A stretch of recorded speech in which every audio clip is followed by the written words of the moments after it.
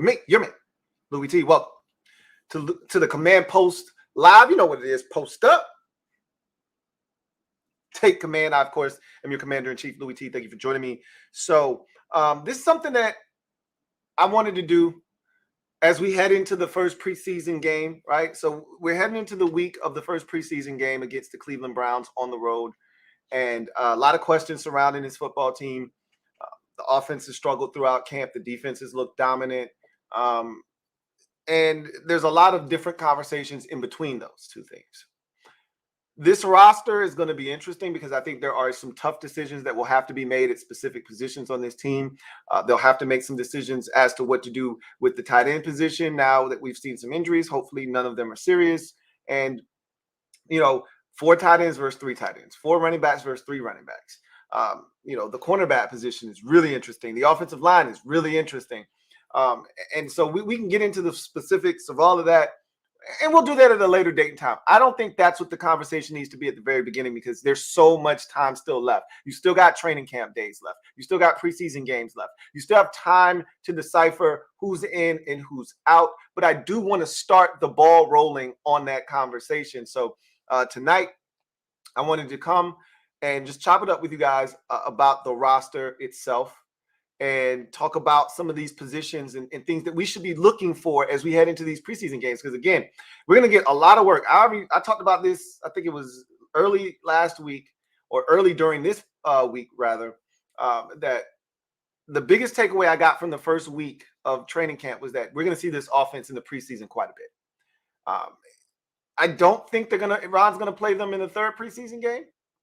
But depending on how the first 2 preseason games go, maybe you will see the starters a tad bit in that 3rd preseason game.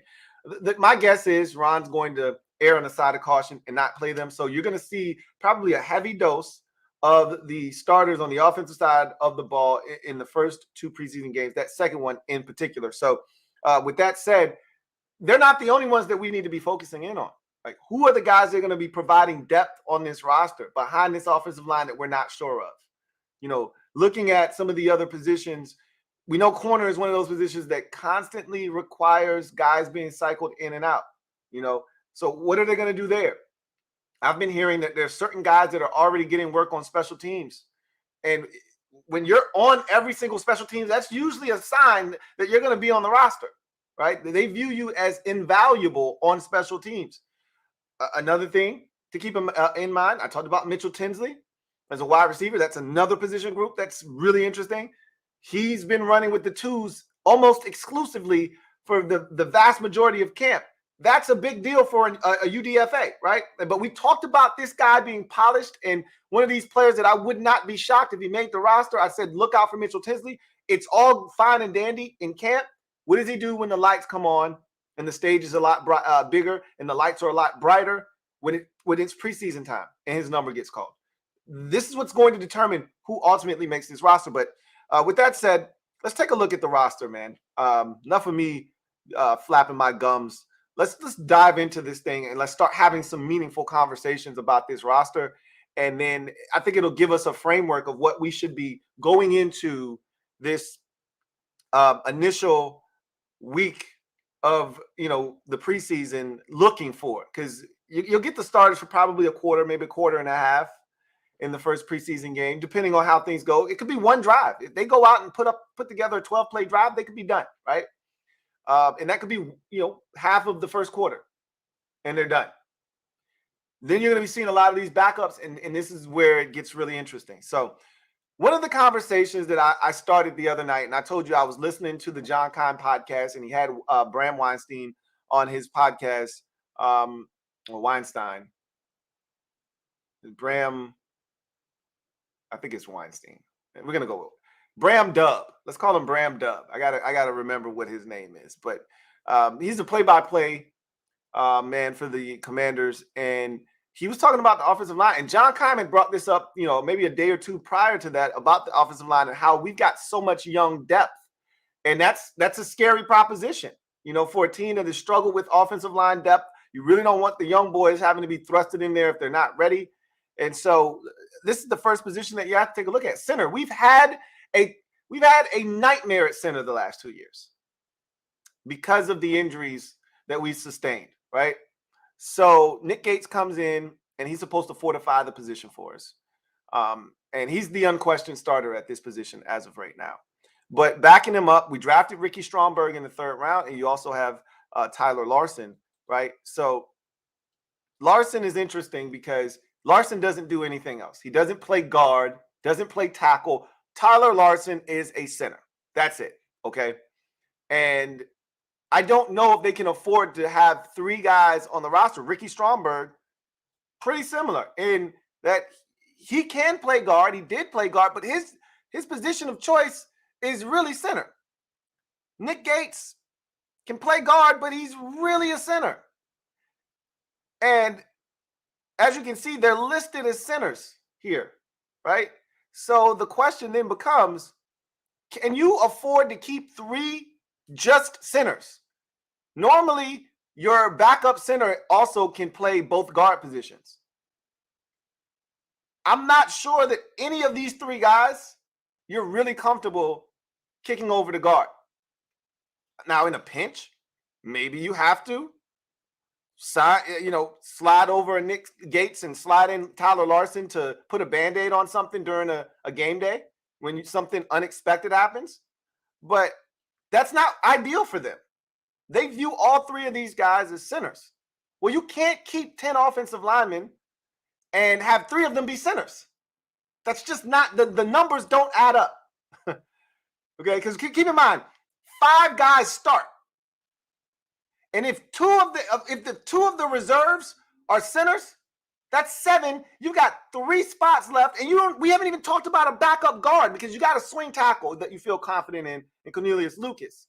So that's 8, but then you got 2 positions left, and you would like one of those to be another tackle if at all possible. You'd like to have 4 tackles on the roster, not just 3. You'd like to have, 3 guards or so, 3 or 4 guards, but 2 of those guards can also play center. Like center is supposed to be low maintenance. We got our starting center, and then we got a couple of guys that are guards, but they can also play center. Like that's what center is supposed to be, not 3 guys that are primarily centers and you're not sure if they can play guard. So it makes it really tough. And then factor into the equation, and let's go down a bit and let's look at these guards, right? So let's start here. They just got rid of Nolan Laufenberg, if I'm not mistaken. They got rid of him and brought on, I want to say they brought in a corner or something like that. Anyway. No, it's Keaton Sutherland that they got rid of, if I'm not mistaken. I think they got rid of Keaton Sutherland, and Nolan Laufenberg is still here. It's one of those 2. I think it's Keaton Sutherland, though. That's no longer here. Anyway, so you look at these 4 guys here that they have listed as guards, and then you got a couple of guard tackles, right? And again, if they felt like any of those centers could play guard, they would have had C/G, right, for center guard, right? They don't have that. Like they have Sadiq Charles as a guard tackle. They have Andrew Wiley as a guard tackle, meaning, hey, there's that position flex. If we have any issues inside, we can kick Andrew Wiley inside and slide Cornelius Lucas, which is why you need a 4th tackle on the roster, which is why they went out and got the kid from the Steelers, right? And we'll get to the tackle position in a second, but we're going to start playing a numbers game here in a little bit. Let's get to the tackle position real quick. Let's go to tackle. All right. So you got Cornelius Lucas, you got Charles Leno. They got Sam Cosmi listed as a tackle, but we know he's going to play guard, right? And Trent Scott is a guy that I think is probably going to make this football team too, if he doesn't embarrass himself. If he doesn't embarrass himself, I think he's going to make the football team. They brought him in here, early on in the offseason. They love his versatility. Reportedly, he can play all 5 positions. I doubt that. He's probably good enough to give you snaps at 4 out of the 5. I don't think he's going to, be a center. But he's supposed to be able to play both guard and both tackle positions. Again, probably more comfortable with him playing guard and maybe right tackle, and probably not comfortable with him playing left tackle. But you still like to have a guy like that on the roster, right? So if you're looking at it from this perspective, let's start counting, because let's assume the number is 10. It could be 11 on the offensive line because they got so many young guys and maybe they don't want to cut one of them fearing that they may lose them. All right. But let's just, for the sake of this discussion, say they're going with 10. All right. Let's start counting the number up. So let's get this thing in the order of jersey numbers, because they'll be all around each other if we go jersey number wise. So let's start here in the 50s. It's probably where some of these guys are. So Ricky Stromberg's making the team. That's one. All right. Don't sleep on Mason Brooks. They got him listed as an O-lineman. He's really more so a guard. Don't sleep on Mason Brooks. We'll come back around and see if there's enough, if the numbers work in his favor, but I doubt it. So we got one already in Ricky Stromberg. All right. Nick Gates is 2. Tyler Larson is 3. Andrew Wiley is 4. Charles Leno is 5. Chris Paul is 6. Sam Cosmi is 7. Sadiq Charles is 8. Cornelius Lucas is 9. And Braden Daniels would be 10. Okay. You drafted Braden Daniels in the 4th round. I doubt they want to cut him. I said when they drafted him, he's a project. He's not going to be ready to help you in his rookie season. He was too light. He's still listed at 297. Like, he's going to have to bulk up. He's going to have to fine-tune some technique issues that I saw at Utah. He's going to have to put in some work. He's not going to be ready to help you. And you may be keeping a guy on the roster that can't help you. That's a tough situation to be in.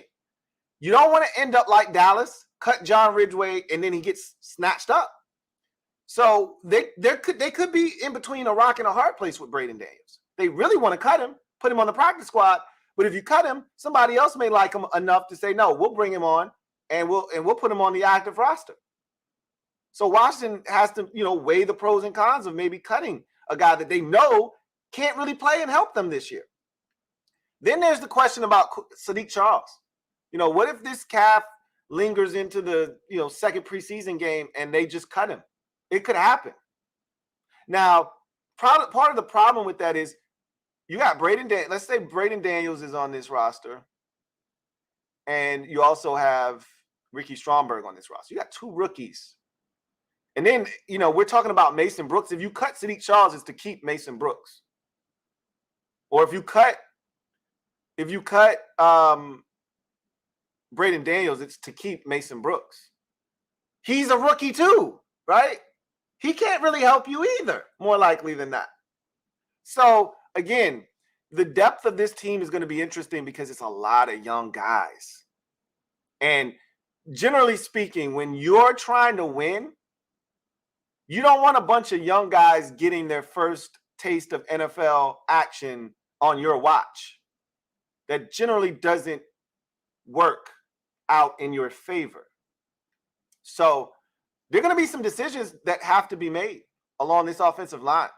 We'll see what Jarrett Jones-Smith does, the guy from the XFL, and how he, assimilates himself back into the NFL after having a failed stint the first time. But, it's going to be really interesting because we know 5 of the guys. What about the other 5? Could they go 11? All right. So now let's talk about another interesting position. Let's talk about wide receiver. So as you can see, we got quite a few wide receivers on the roster right now. 1, 2, 3, 4, 5, 6, 7, 8, 9, 10, 11, 12, 13 wide receivers right now are vying for what we believe to be 6 or 7 spots. It's not going to be 5. Too much of your special teams is made up of receivers as well. It's not going to just be 5. So it's going to be 6 or 7. I think the magic number is 6. That's how many they kept last year. The year before, they kept 7. So it's not out of the realm of possibility that they could keep 7. They kept 7 in 2021. but they kept 6 last year. I think that number makes the most sense this year because of, having to play musical chairs at potentially some other positions like offensive line we just talked about. So right off the bat, we know 4 guys are going to be here. Curtis Samuel, Terry McLaurin, Jahan Dotson, and De'Ami Brown. You can go ahead and write all of those in magic marker. Those guys are going to be here. All right. So now you are essentially looking at 2 spots. And I'm going to put Mitchell Tinsley, Byron Pringle, Dax Milne, Marcus Kemp, and Kaz Allen in that discussion. So how many is that? 1, 2, 3, 4, 5 guys. So you got 5 players vying for 2 spots at the receiver position. One of them is going to have to return kicks. If you make the team, you're going to have to return kicks.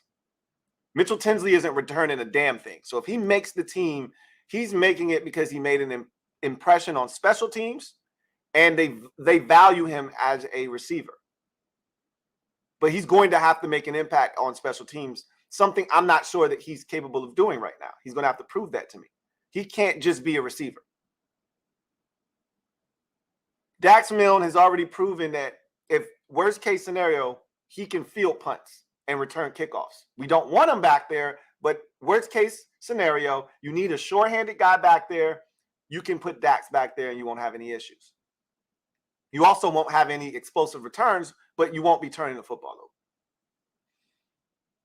And he's proven to be a quality receiver. I like Dax as a receiver, and I've already said, I think he can stand alone on his own as just a receiver. I don't think he needs to even be in that conversation. Just let him be a receiver. That would put pressure on that 6th guy, whoever it is. Byron Pringle is definitely in this conversation. Just got here, and he can run. He's a core special teamer type of guy. And he also can play special teams in a return capacity. He can return punts and kickoffs.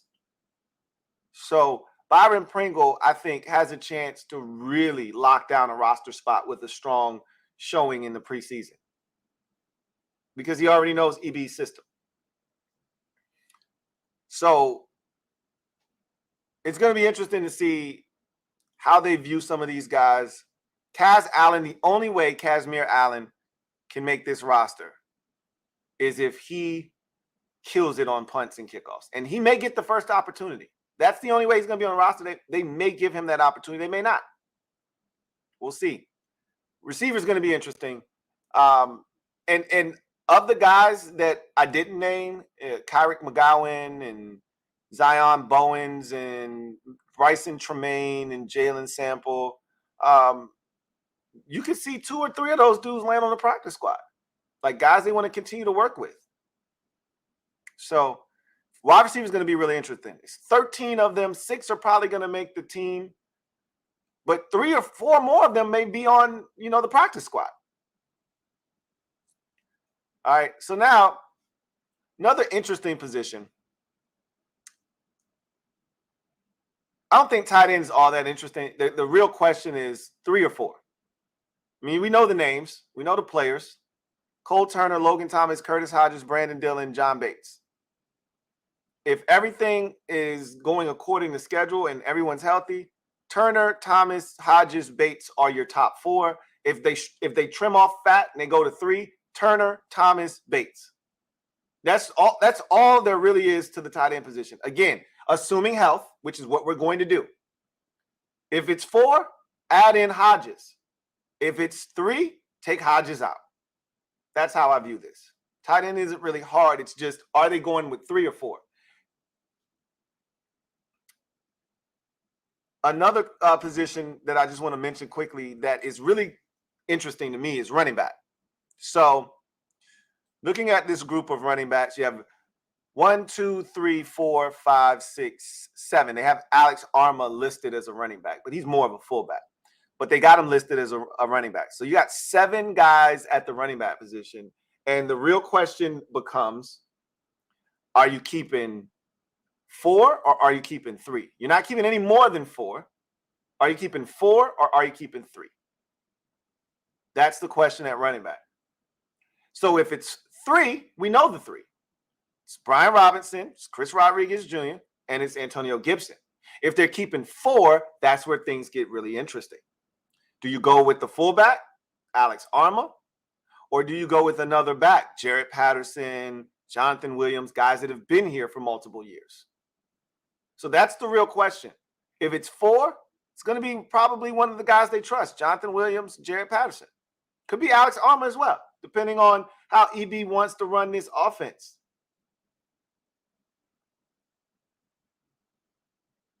That's another interesting dynamic. Again, it's not about who they're keeping. It's about how many. Because if it's 3, then we don't have to have a conversation. If it's 4, then we get into, all right, who's the 4th back?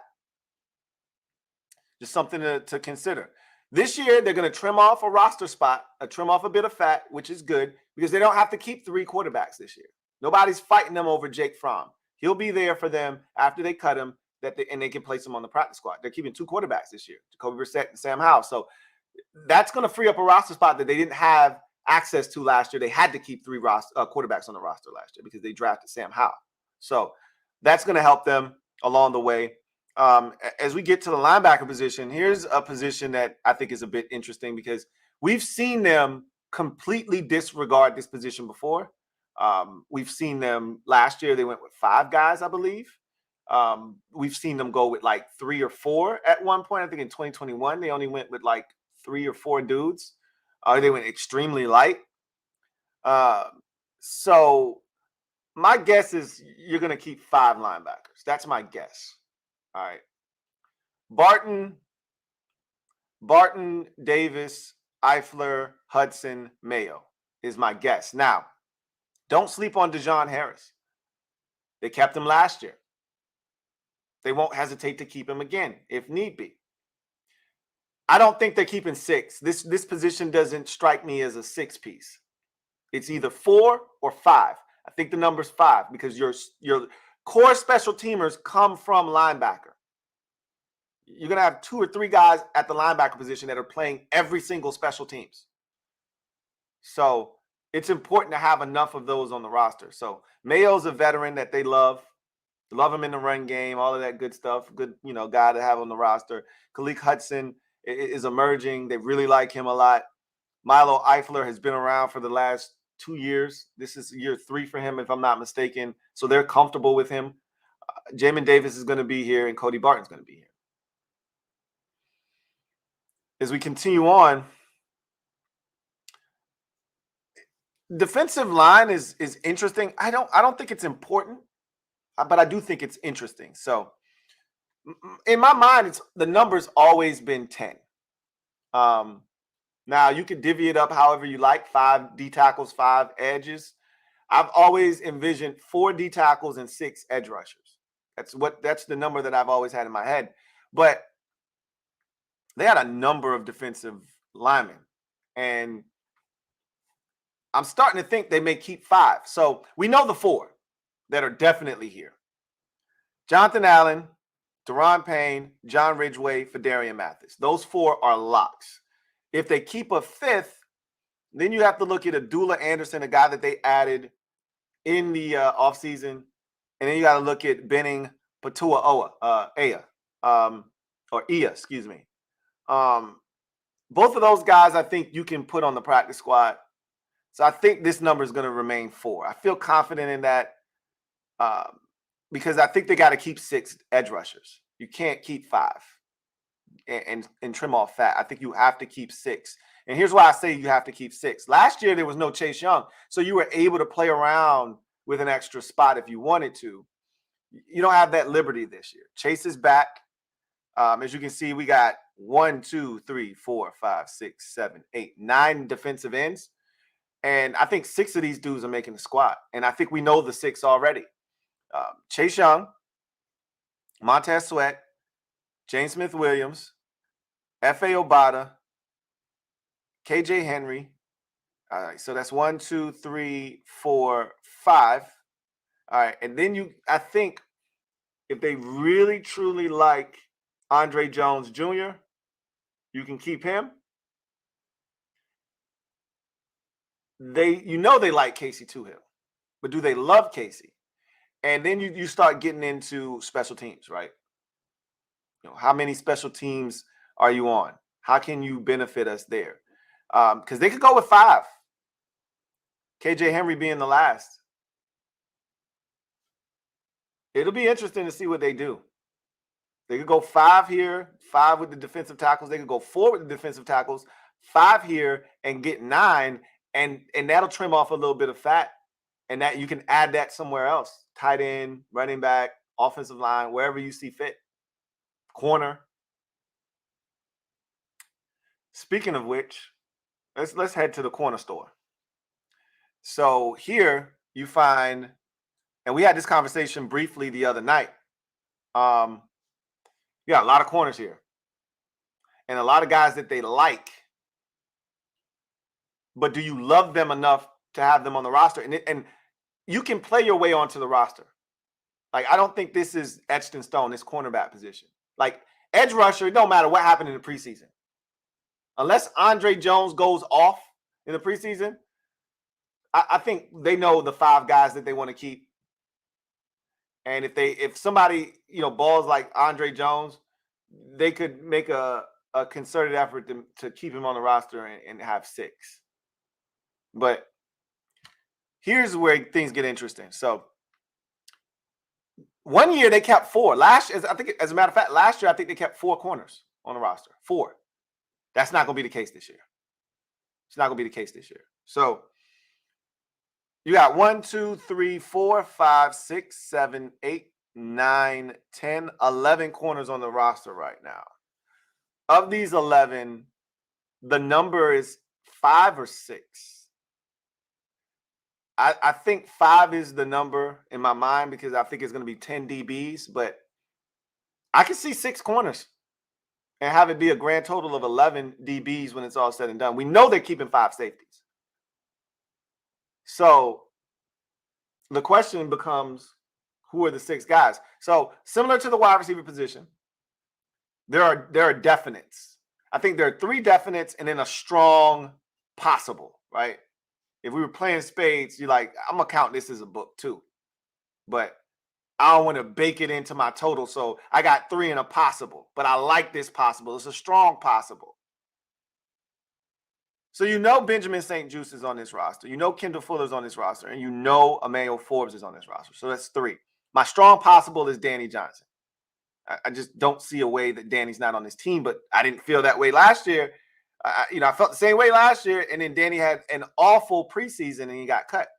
I don't think that's happening this year. But that's 4. So now you're looking for 2 dudes out of probably 4 or 5 corners. So Wild Goose is in the mix. Ron and company have not given up on him. Christian Holmes was on this team last year. He's in the mix again, and he's a core special teamer. Tariq Castro-Fields is a guy that you have to pay attention to. Him and Wild Goose came at the same time last year, and I think they're still developing those guys.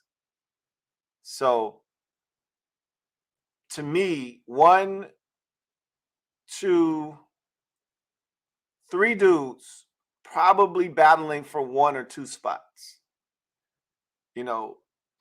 Nick Whiteside or DJ Sturgis or DeMarcus Fields couldn't have an impact in the preseason enough to where they may. Remember 2 years ago, the dude that tore his ACL in Atlanta on the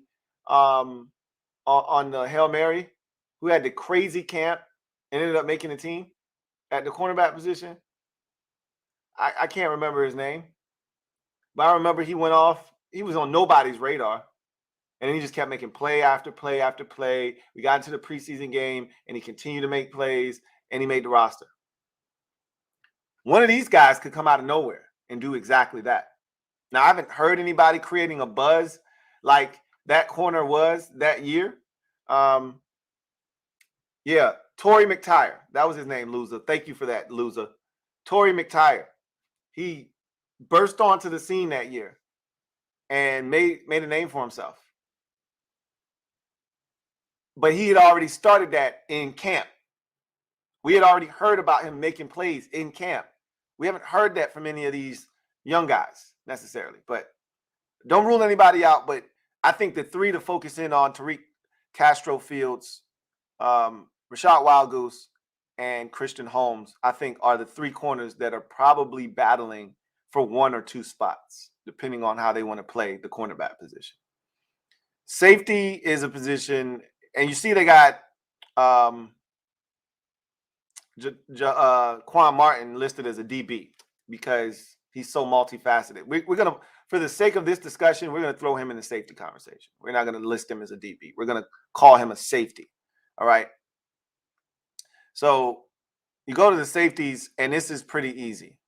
You got 1, 2, 3, 4, 5, 6, 7 guys. Add in Quan Martin, is 8 safeties, 5 spots, and we know the 5 guys. I don't think this is one that we really need to spend a lot of time on. Reeves, Forrest, Curl, Butler, Martin. That's your 5. I don't think there's any real debate there. You just keep it moving, right? Running back, we already talked about that. Quarterback, we talked about that. Linebacker, we talked about that. Offensive line is really interesting. We talked about that already. D-line, we talked about that. Tight ends, we talked about them. So I think we covered all the position groups pretty much. And let's look at these. I want to look at these tackles one more time. So, and then we know the specialists are going to be what they are. Like, we know the long snapper, Cameron Cheeseman. We know the punter, Tress Way. And now we have a field goal kicking competition. I think it's going to be Joey Sly. As long as he doesn't, soil himself in the preseason, miss kicks, and open the door for Michael Badgley, I think it's Joey Sly's job. But they're not keeping 2 kickers, so you don't have to worry about that. I want to look at these tackles real quick. So this is where I think between here and guard is where things get really interesting. Because the 3 guys that are going to be here. And Cosme, I don't like him being in this conversation. He's a guard right now. Leno, Lucas, and they have Andrew Wiley listed as guard tackle, but he's the other tackle right now. Because Wiley and his versatility, excuse me, may be so important to this offensive line because you have so many young guys on the interior with such little experience. You may get to a situation where the best thing for you to do is to kick Wiley inside and slide Cornelius Lucas into the starting role as your right tackle. If that were to occur, you need another tackle that now acts as your de facto swing tackle. I think you have to keep 4 tackles on the roster this year because of the inexperience inside at guard and center, specifically guard though, because either Chris Paul or Sadiq Charles are starting. Sadiq Charles hasn't started more than 6 games in his NFL career. Chris Paul's only started 1. Mason Brooks, if he makes this team, is a free agent, is a rookie. Ricky Stromberg, if he has to play anything, center, guard, doesn't matter. He's a rookie. And Braden Daniels, if he makes his team, and that's a strong if. There's no guarantee that this 4th round pick makes a team. He's a rookie. So you're looking at 5 guys on the interior of the offensive line with 6 starts or less between all of them. And you might be able to scratch together maybe 10 starts between 5 guys total. So it may be imperative that you keep a 4th tackle just so if you need to kick Wiley inside, slide Cornelius Lucas to right tackle, you got another tackle on the roster that can act as your new swing tackle. And I think that's where a guy like Trent Scott kind of comes into the fold. So that's going to be something to watch, I think, just because of the youth of this team, specifically on the offensive line with all the young guys. It's a good conversation to have. That's why we start it now, and then we watch it kind of unfold. and then we can kind of start to decipher, okay, this guy's not standing out. This guy is making some plays, and we can start to see, hey, if they go 6 at this position, this is a guy that they need to keep an eye on here. If they're going 5, this is a guy that's a candidate for the practice squad. So this is why this little introductory conversation that we're having now, I think, is important as we head into that first preseason game, so we know what we're looking at and who we're looking for. All right. So,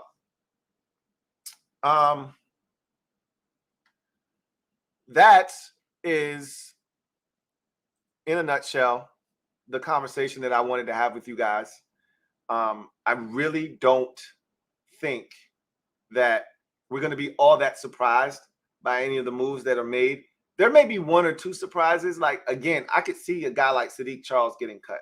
But because of the lack of experience with all the other guys, it's hard to see him getting the axe, Not like he's got a ton of experience himself, but he's got more experience than a lot of these dudes. So, if Sadiq Charles can't stay healthy, I can see him not being here. I made a joke, earlier in the offseason when Eric Bieniemy was, at his introductory press conference, and they showed the row of players that were there. And I said, which one of these guys doesn't belong? Sadiq Charles was the guy that I was making jokes about, but he easily could be the starter week 1. He comes back from his calf injury, stays healthy, plays well, could be his job. By all accounts, Chris Paul is holding his own at left guard in his absence, taking advantage of these reps. So we'll see.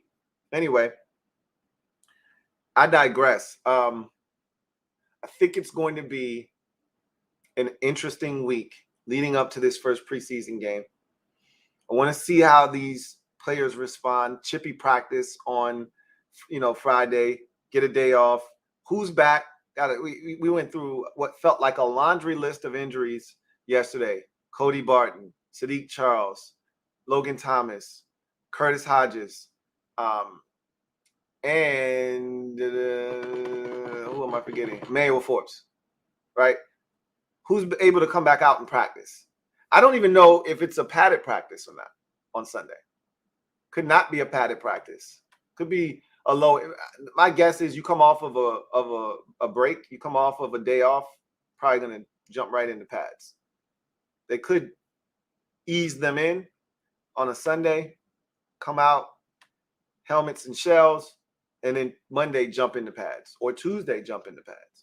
They're not going to jump into pads later on in the week because you're getting close to a preseason game. So my guess is you start the week off heavy with pads and you decelerate as you head into that preseason game, and you start to ease up. There's no practice on Thursday because you have a game on Friday. So my guess is heavy on the pads early in the week, ease off. So maybe Monday, Tuesday pads, no pads Sunday, Monday pads, no pads Tuesday and Wednesday, and then there's no practice Thursday. That would be my guess. We'll see what happens. Anyway, I digress. So I didn't want to keep you guys here too long.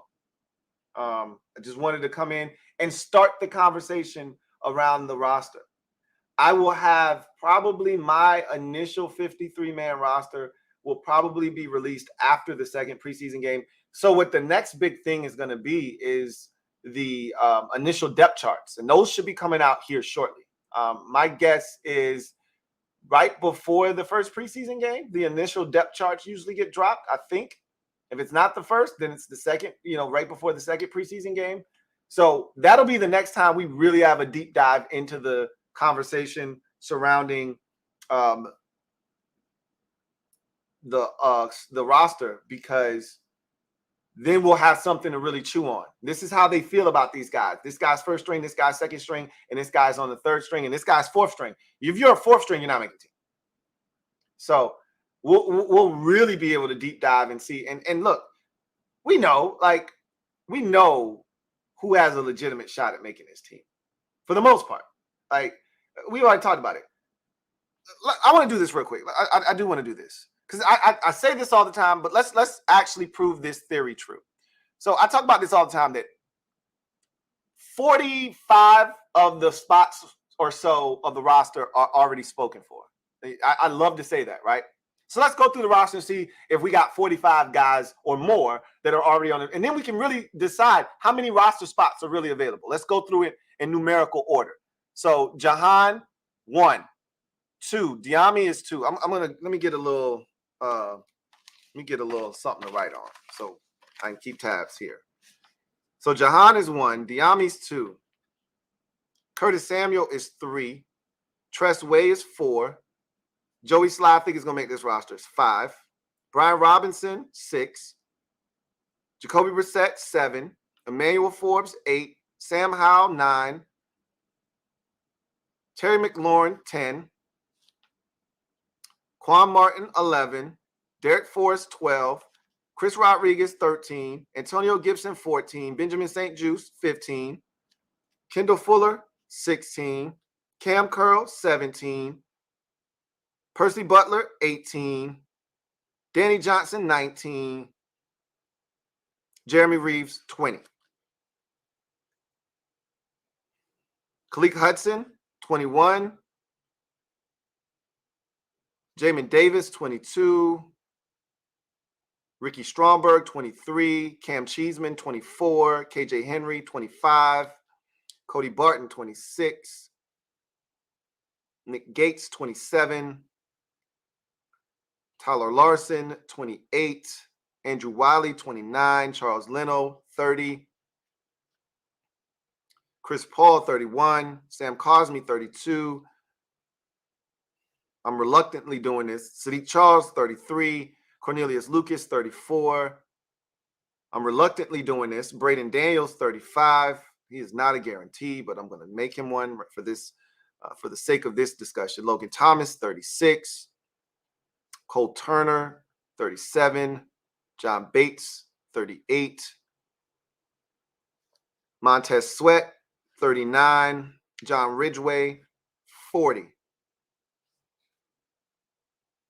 Jonathan Allen, 41. Deron Payne, 42. James Smith-Williams, 43. F.A.O. Bada, I'm reluctantly doing that, 44. Fadarian Mathis, 45. Chase Young, 46.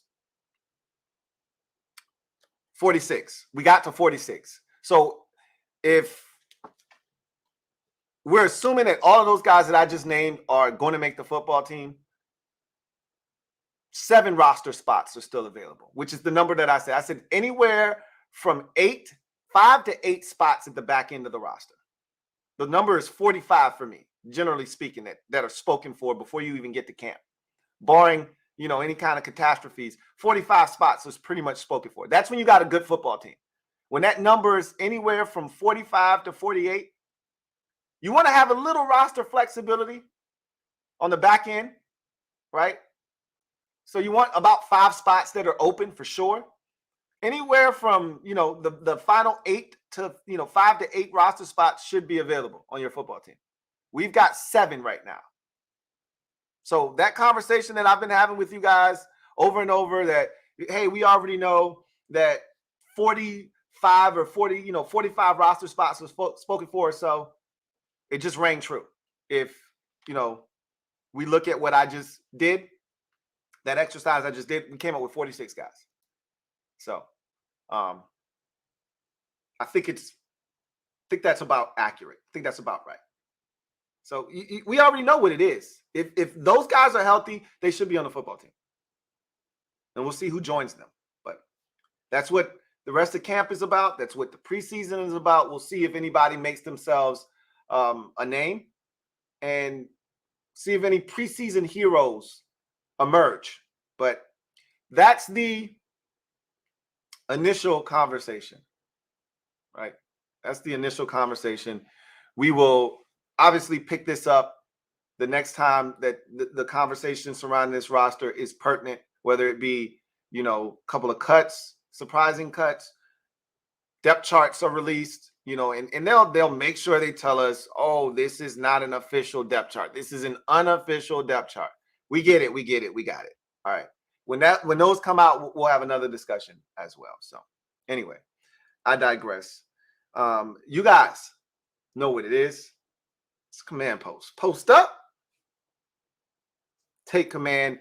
I am about to glide to the side and allow you to get into whatever it was you were doing before I rudely interrupted. I hope your Saturday night is splendid. I'm about to go hit this party, you know, get a little loose, have a good time. We'll reconvene tomorrow. The fellas are back on the practice field, and we'll sort out all of the injuries, see who's back, who's not, and then we'll start to determine the severity of some of these. Maybe start to speculate. Maybe Ron won't tell us anything, which he probably shouldn't. And we'll start drawing inferences and filling in the blanks ourselves. But in any event, we'll see how the players respond to what was the most testy and physical practice of camp thus far, and see if they come out more level-headed, more focused, and see if the offense, went to the drawing board, ironed out some of the mistakes they were making, and come back. I'm hoping that they start to turn the corner and become a lot more competitive in practice, because it's been a one-sided beatdown for most of camp to this point. So anyway, I digress. I put out a video for the LTN exclusives.